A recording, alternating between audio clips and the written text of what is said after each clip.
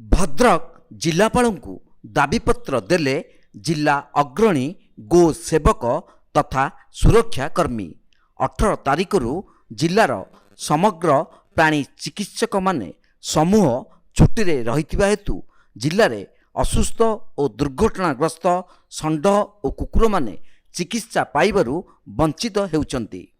गत जनवरी मास 20 तारिख रे गोटिए एवं 22 तारिख रे दुईटी षंड देह अति खराब थिला एवं सेमानकु आंबे निज प्रचेष्टारे जिला मुख्य प्राणी चिकित्सालय भद्रक को नेइथिलु।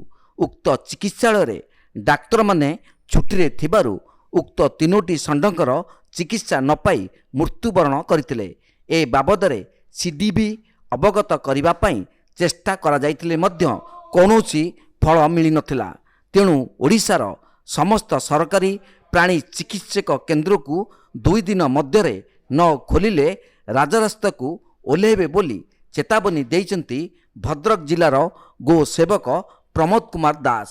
भद्रक मुख्य पशु डाक्तरखाना जैकि आज को 18 दिन हम बंद रही। डॉक्टर आसुना कि कौन कर्मचारी नहांती राजरास्तार दुर्घटनाग्रस्त होता कि रोगाग्रस्त हो पड़ रोकवा गोमाता नंदी बाबा कि कुकुर बुला कुकुर मांकड़ एमती कि असुस्थ हो पड़ रोच चिकित्सा अवहेलू मृत्युवरण कर हस्पिटाल नहीं गला बेलू हस्पिटाल कौन डॉक्टर ना कौन चिकित्सा ना गोटे 2 दिन रही मृत्युवरण करुँच। तो तांकर तो स्ट्राइक चली स्ट्राइक कौन पाई कहीं आमे तो जानी ना सेटा तो आमे कहि परिबु ना किंतु एठी जो पशुपक्षी रहिले चिकित्सा अवहेलू मृत्युवरण करुँच।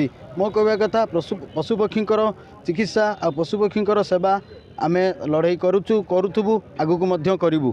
ए जदि प्रस्ताव ए दाबीपत्र जदि प्रदान जदि आमे दवा परे कौनसी कार्यानुष्ठान न हुए आमे राजरास्ता को ओल्हेवा सहित आईन को हाथ को नवाई प्रस्तुत हबु।